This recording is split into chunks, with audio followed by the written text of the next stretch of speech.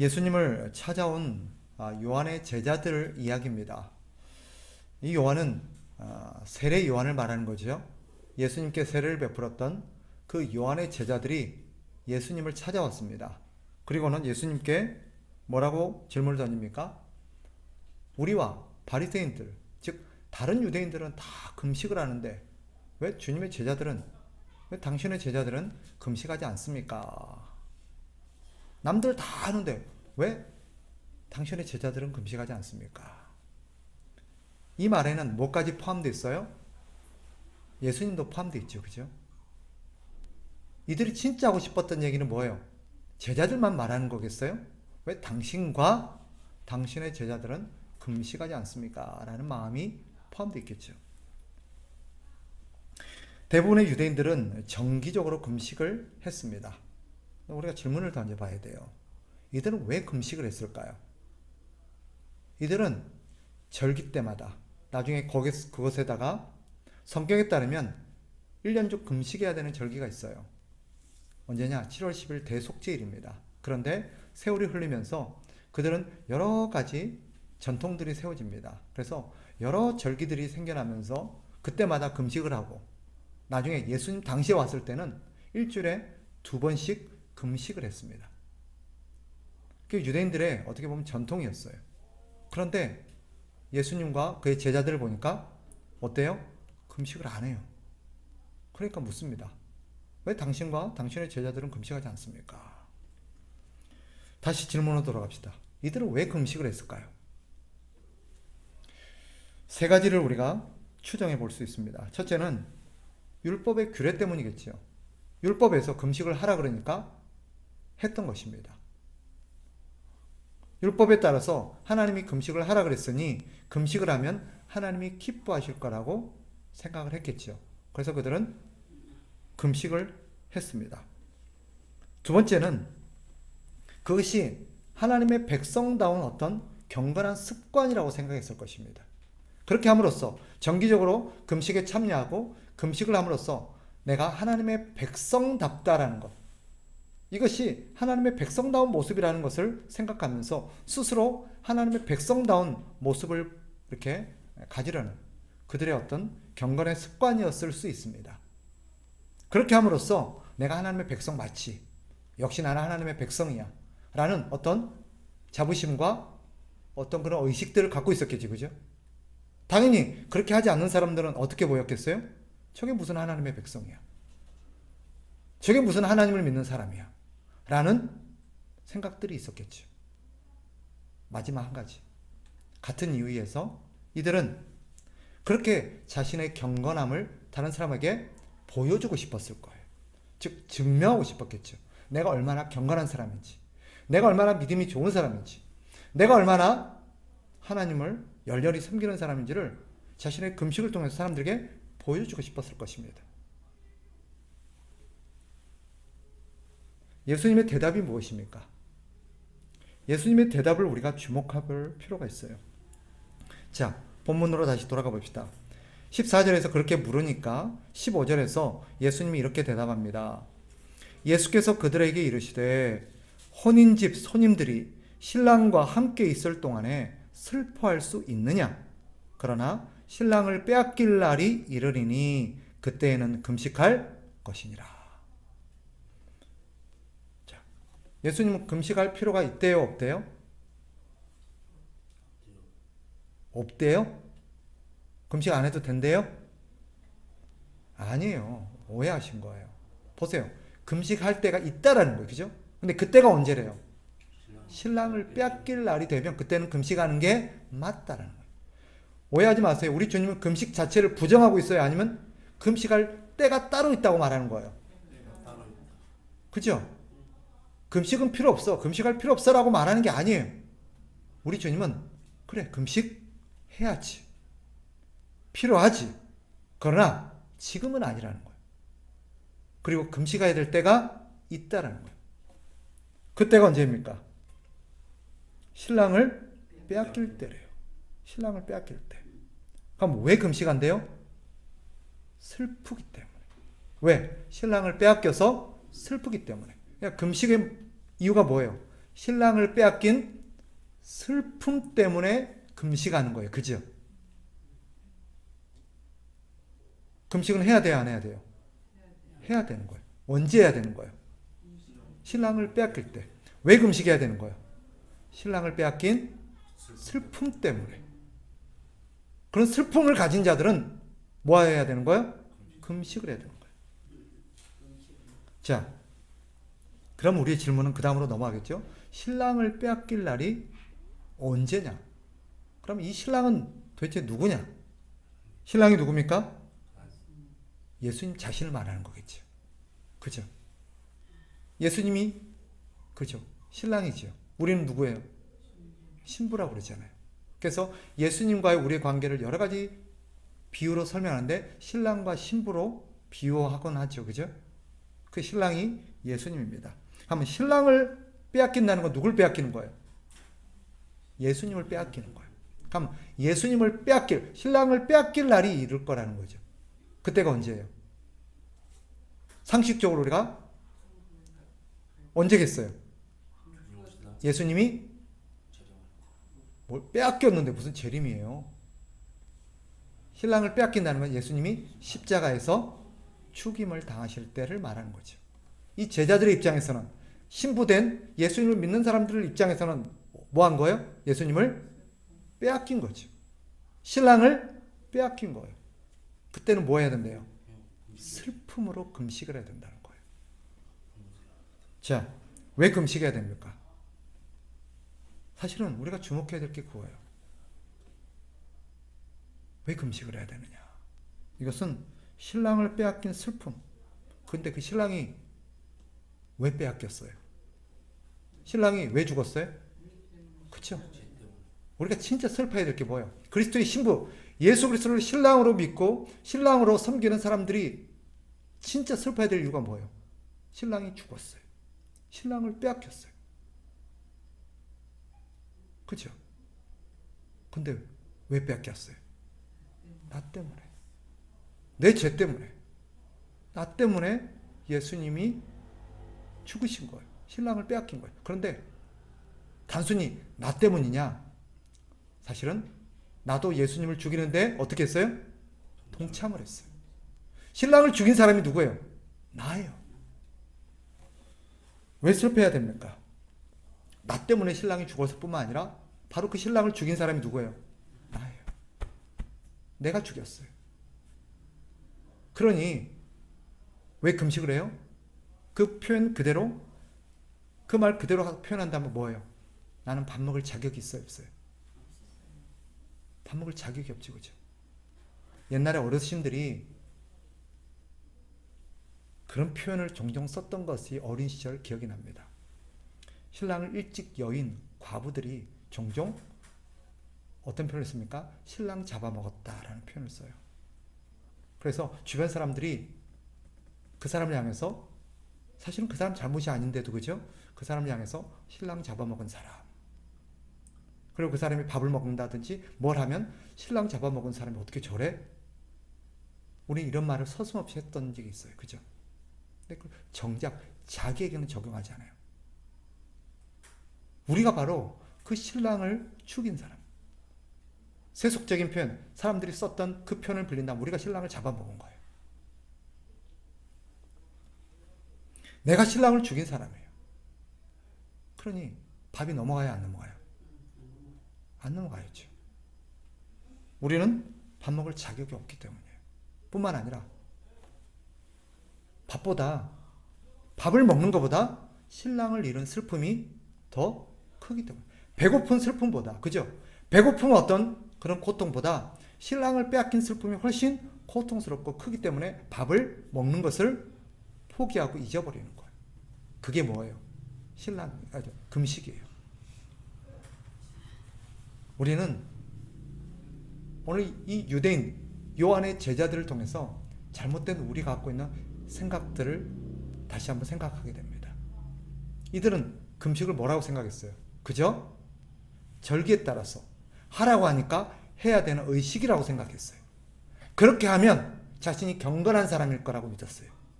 내가 그렇게 금식을 하면 내가 하나님의 백성답고 의롭고, 그죠? 훌륭한 하나님의 사람이라고 생각했어요. 그러나 진짜 금식해야 될 이유와 금식이 뭔지는 모르고 있었던 거예요. 우리 주님이 일깨워준 거예요. 너희들 금식이 뭔지 아니? 왜 금식해야 되는지 아니? 그래, 금식은 필요한 거지. 금식해야지. 왜 금식하니? 금식이라는 것은 신랑을 빼앗긴 슬픔이 너무 크고, 거기에 대한 내 죄와 내 허물과 내 책임과 내 죄가 너무 크게 깨달아지고, 너무 그것 때문에 고통스럽고 마음이 아파서 뭐 한 거예요? 밥을 단순히 안 먹는 게 아니라, 때가 됐어요, 밥 안 먹어야지가 아니라 뭐예요? 밥을 먹을 마음을 상실한 거고, 비록 배고픔을 느껴질 수도 있지만 그 슬픔이 너무 크다 보니까 밥이 안 넘어가는 거예요. 밥을 못 먹는 거예요.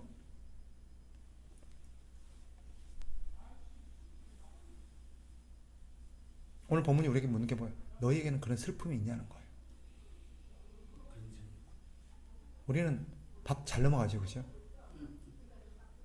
부끄럽게도 밥이 잘 넘어가요. 때가 되면 왜 그렇게 배가 고픈지, 배고프면 또 왜 그렇게 견디기가 어려운지, 심지어는 배가 고프면 막 성질을 내요, 그죠? 밥 안 준다고. 그리고 그것이 당연하다고 생각해요. 우리는 연약한 인간이니까 하나님 우리를 배고픔과 굶주림을 통해서 음식을 먹도록 창조하셨으니까 그건 나쁜 게 아니에요. 그러나 항상 그렇게 살아도 된다고 생각해요. 밥 먹는 게 죄예요? 아니에요. 그런데 가끔은 밥 먹고 사는 게 죄가 될 때가 있어요. 언제인지 아세요? 우리의 마음속에 신랑을 잃은, 그 신랑을 잃게 된 그 이유조차도 생각하지 않고 망각하며 그저 밥만 먹고 사는 거예요. 그건 죄예요. 밥 먹는 것은 죄가 아닌데 밥만 먹고 사는 건 죄예요. 더 중요한 게 뭐예요? 신랑을 죽이고 신랑을 잃어버린, 그런 슬픔을 잃어버린 죄예요. 그래서 금식을 잃어버린 거예요. 오늘날 금식하십니까? 1년에 한 번이라도 금식하십니까? 우리는 금식 안 해요. 물론 다이어트를 위해서는 금식을 하는 경우 봤습니다. 자기의 건강함과 아름다움을 가꾸기 위해서 금식한 사람은 봤어도 신랑을 잃은 큰 슬픔 때문에 그 음식을 멀리하는 사람은 못 봤어요. 어떻습니까? 우리는 진짜 그리스도의 신부들이 맞습니까? 신랑을 잃은 자들이 맞습니까? 본문이 우리에게 묻고 있는 거예요. 그들은 여러 가지 종교적인 활동과 여러 가지 어떤 신앙적 전통을 가지고 이것저것 열심히 하고 바쁘게 살고 뭔가 막 주를 위해서 뭐 한가를 하면 그것으로 자기들이 굉장히 훌륭한 신앙인이고 신앙생활을 잘하고 있고 괜찮은 하나님의 백성이라고 생각했어요. 그러나 진짜 그들에게는 신랑을 잃은 슬픔이 없었던 거예요. 왜요? 그들은 예수 그리스도를 신랑으로 여긴 적이 없었기 때문입니다. 왜 우리에게 그런 슬픔이 없을까요? 왜 우리에게는 신랑을 잃은 그런 큰 슬픔이 없을까요? 왜 애통함이 없을까요? 어쩌면 우리는 예수 그리스도를 신랑으로 여기고 있지 않은지 모릅니다.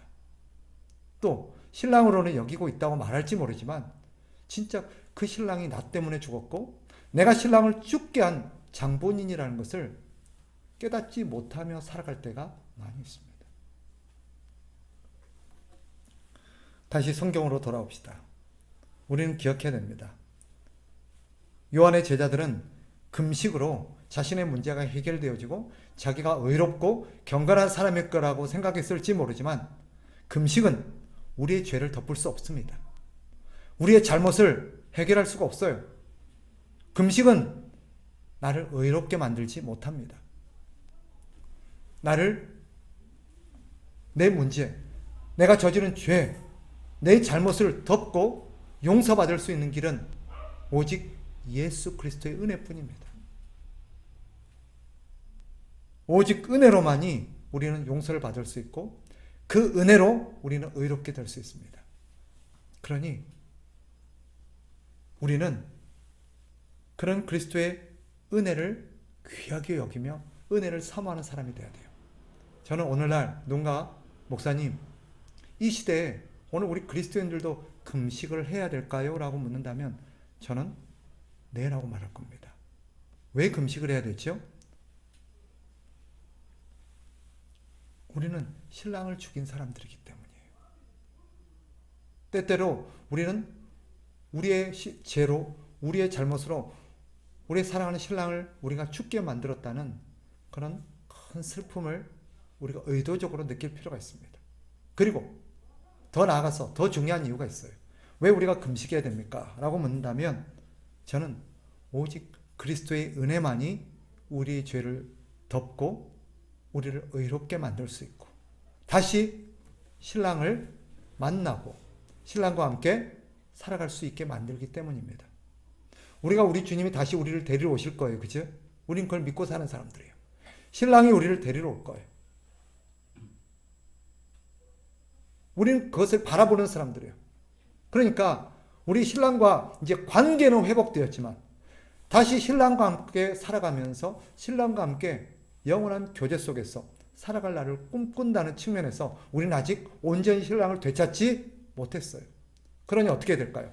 신랑 대신 예수 그리스도께서 다시 오실 때까지 우리는 그분을 기다리면서 그분과의 만남을 기대하면서 또 그분을 보고 싶은 마음 때문에 의도적으로 음식을 멀리할 필요가 있습니다. 어떤 어머니가 자식을 군대 보내놓고 많이 울어요. 한 번은 친구들과 외식을 하게 되었습니다. 오랜만에 친구들과 동창들과 같이 만나서 깔깔거리고 웃고 이제 밥을 먹게 되는데 이분이 밥을 먹는데 갑자기 밥을 안 먹고 눈물을 쭉 흘리는 거예요. 왜 갑자기 울어? 그랬더니 군대 간 우리 애가 이거 참 좋아했는데 군대 간 우리 애가 이걸 참 좋아했는데 걔는 지금 군대에서 고생하면서 이거 못 먹고 있을 텐데 아들 생각하니까 음식이 넘어가야 안 넘어가요? 그날 안 넘어갔던 거예요. 평소에는 잘 먹겠죠. 근데 그날 그 아들이 좋아했던 그 음식을 딱 대면하고 나니까 누가 생각이 나요? 아들 생각 때문에 이 음식 아들 먹였으면 좋겠다는 마음으로 이게 안 넘어갔던 거예요. 저는 가끔 우리 그리스도인들에게 그런 마음이 있었으면 좋겠어요. 우리 주님 보고 싶어서 문득 평소에는 그죠? 우리에게 주어진 삶을 기쁨으로 살아내다가 어느 날 우리 주님이 보고 싶은 그 간절함, 우리 주님 생각 때문에 음식이 안 넘어가고 우리 주님을 깊이 생각하고 우리 주님 기대하면서 우리 주님이 참 나에게 이렇게 살라고 하셨는데 우리 주님이 나를 이렇게 살라고 하시고 이렇게 나를 기다리라고 하셨는데 내가 그렇지 못했네 하면서 반성하고 다시금 우리 주님 생각하면서 일정 시간 동안 음식을 멀리하는 것이 저는 필요하다고 생각해요. 그러니 가끔 여러분 해야 돼서가 아니라 의식 때문이 아니라 우리 주님을 생각하면서 우리 주님을 보지 못하는 그리움, 우리 주님과 함께하지 못하는 그리움으로 인해서 우리가 가끔은 의도적으로 우리 주님을 생각하고자 음식을 멀리하면서 주님께 집중하는 시간을 가져보는 것은 유익할 거라고 생각합니다. 너무 배고픔에 충실하지 마시고 때로는 의도적으로 음식을 멀리하면서 다이어트 한다고만 음식을 멀리하지 마시고 살 뺀다고만 음식 멀리하지 마시고 우리 주님 생각에 좀 음식을 멀리하는 시간도 가져봤으면 좋겠어요. 그럴 때 진짜 그 사람이 그리스도의 신부가 아니겠습니까? 그럴 때 진짜 우리의 마음속에 하나님을 향한 우리 주님을 향한 그리움과 사랑이 더 깊어지지 않겠습니까? 그럴 때 우리가 주님의 신부로서 우리가 어떻게 살아야 될지에 대해서 다시 한번 더 다짐하고 생각해지지 않겠습니까? 그죠? 그날을 위해서 우리는 의도적으로 일정 시간 동안 음식을 멀리한다든지 세상 일을 멀리한다든지 꼭 밥을 안 먹는 것만이 아니에요. 시간을 내서 그분께 온전히 시간을 드리는 그런 금식도 필요할 것 같아요. 열심히 게임하고 열심히 놀고 열심히 여행 다니고 그런 것도 좋지만 때로는 그런 것도 조금 금식하는 마음으로 여행도 조금 멈추고 게임도 조금 멈추고 내 사생활도 조금 멈추고 하나님 앞에 그런 시간을 갖는 것, 그런 것은 유익할 거라고 저는 생각합니다. 그런 마음으로 우리가 주님의 신부로서 우리 주님을 그리워하면서 그렇게 사는 저와 여러분 되셨으면 좋겠습니다. 이 시간 한번 기도합시다.